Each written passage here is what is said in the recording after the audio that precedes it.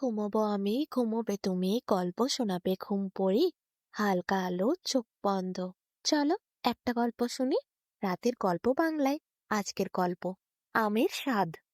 দূর দেশে এক বাদশা ছিলেন। তিনি অনেক ভোজন রসিক ছিলেন।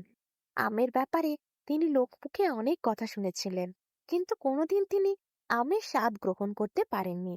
তার কাছে কেউ একটিও আম এনে দেয়নি। যখনই কেউ বিদেশে যেত, বিভিন্ন দেশে ভ্রমণে যেত, তিনি তখনই তাকে বলতেন আম আনার জন্য, কিন্তু কেউই তাকে আম এনে দেয়নি। তার দেশে আম পাওয়া যেত না, তাই যে দেশে আম পাওয়া যেত সেই দেশে তিনি একদিন আম আনতে পাঠালেন মন্ত্রীকে। ভালো করে বুঝিয়ে বলে দিলেন আম আনতে হবে। আম হলো এক প্রকার ফল, যার খুশবু যেমন তেমনই মধুর স্বাদ। তুমি জলদি করে আমার জন্য বিভিন্ন দেশে ঘোরো, দরকার হলে যত টাকা খরচা লাগে আমায় বলো, কিন্তু আমার জন্য আম নিয়ে এসেই তবে এই দেশে ঢুকবে, না হলে কিন্তু এই দেশে তোমায় প্রবেশ করতে দেব না। তখন শীতকাল ছিল, কোথায় আম পাওয়া যাবে? বিভিন্ন দেশে এরপর আম আনার জন্য ঘোরাঘুরি করতে লাগলো মন্ত্রী। আমের জন্য কত ছোটাছুটি করলো, এক দেশ থেকে আরেক দেশে গেল। শেষে সে জানতে পারলো আম নাকি গ্রীষ্মকালে পাওয়া যায়, কিন্তু এটা শীতকাল, শীতকালে তো আম পাওয়া যাবে না। খালি হাতে সে দেশে ফিরল। এসে বাদশাকে বলল, পাওয়া যায়নি বাদশাহ, এইটি শীতকাল, আম শুধু গ্রীষ্মকালে পাওয়া যায়, তাই আমি কোনোভাবেই আম জোগাড় করতে পারিনি। আপনাকে আম খেতে গেলে গ্রীষ্মকাল পর্যন্ত অপেক্ষা করতে হবে, না হলে আম খাওয়া আপনার আর হবে না। বাদশাহ এরপর বললেন, আমার হুকুম তো বাঘ ভাল্লুকও মানে, তোমার এত বড় আস্পর্ধা, তুমি আম না নিয়ে আমার দেশে প্রবেশ করেছ। তোমাকে আমি মানা করেছিলাম আমার দেশে আম না নিয়ে তুমি প্রবেশ করবে না, কিন্তু তুমি আবার বড় বড় কথা বলো। এর শাস্তি তোমায় পেতেই হবে। আম খাওয়ার জন্য আমি কোনোদিনই গ্রীষ্মকাল পর্যন্ত অপেক্ষা করব না। তোমাকে আমি কঠিন থেকে কঠিন শাস্তি দেব।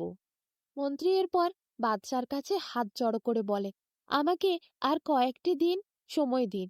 আমি এই দেশে যখন প্রবেশ করেছি, আপনাকে 2-3 দিনের মধ্যে আম খাওয়াতে যদি না পারি, আপনি আমাকে তখন শাস্তি দেবেন।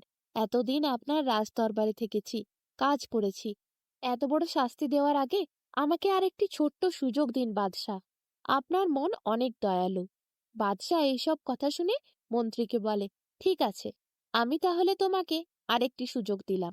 2-3 দিনের মধ্যে তুমি যদি আম খাওয়াতে না পারো, তোমাকে আমি কঠিন থেকে কঠিন শাস্তি দেব। মন্ত্রী এরপর মহাভাবনায় পড়ে, সে আম কোথা থেকে আনবে? বনে জঙ্গলে, নদীর ধারে, পাহাড়ের তলায়, কত জায়গায় সে দিনে রাতে ঘুরে বেড়াচ্ছে।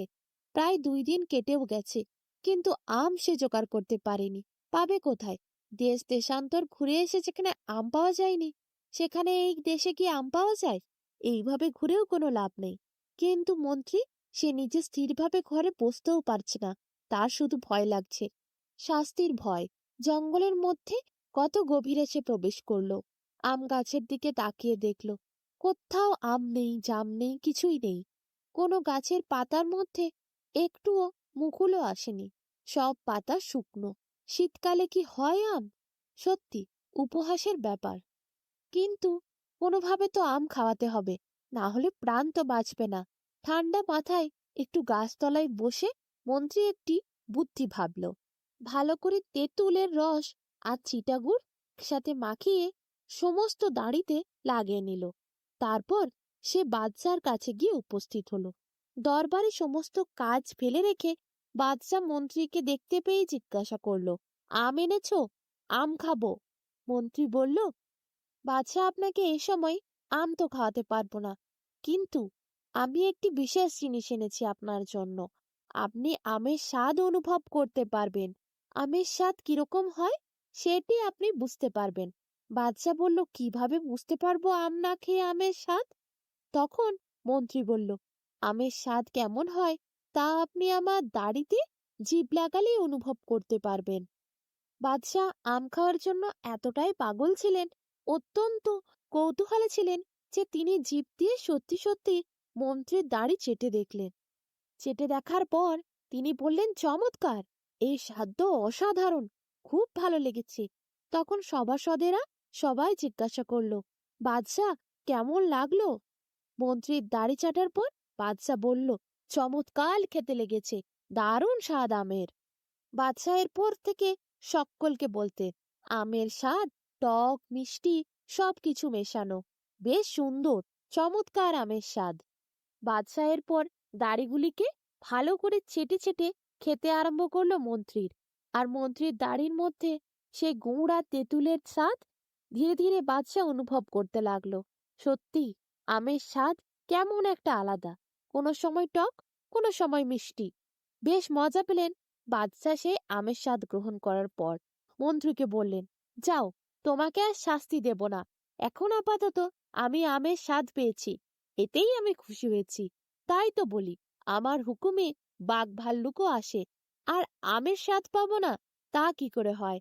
শীতকালে আমের স্বাদ পেয়ে আমার বেশ ভালো লেগেছে, এখন আমি আর আম চাই না, আবার গ্রীষ্মকালে আম খাবো, আমের স্বাদ পেলাম, এই যথেষ্ট। সে যাত্রায় মন্ত্রীর প্রাণ বাঁচল। তারপর যখন গ্রীষ্মকাল আসলো, মন্ত্রী নিজে গিয়ে প্রচুর আম নিয়ে এলেন বাদশার জন্য। সেবার কিন্তু আম খেয়ে বাদশা বলছিল, কই টক স্বাদটা তো নেই, শুধু মিষ্টিই যে লাগছে। মন্ত্রী বলল, আম যখন ছোট থাকে, কাঁচা থাকে, তখন টক মিষ্টি দুটো ভাবই থাকে, আর যখন আম পেকে যায় তখন আম মধুর মতো মিষ্টি হয়। বাদশাকে তাই বোঝানোর পর মন্ত্রীর দিকে তাকিয়ে বাদশা হাসি মুখে মধুমাখা আমগুলি, পাকা আমগুলি কপ কপ করে খেতে লাগলেন। ঝুড়ি ঝুড়ি আম তিনি খেয়ে শেষ করে ফেললেন। মন্ত্রীর বুদ্ধি দিয়ে মন্ত্রী কিন্তু নিজের প্রাণ বাঁচিয়েছিল। বাদশা আর কোনোভাবেই মন্ত্রীকে সন্দেহ করেননি। সেই গ্রীষ্মকালে বাদশা যে কত ঝুড়ি আম খেয়েছিল তার ঠিক নেই। নিজেও আম খেয়েছিল, আর রাজসভার প্রতিটি লোককে আম উপহার দিয়েছিল। মন্ত্রীও 10 ঝুড়ি আম বাড়ি নিয়ে গেছিল।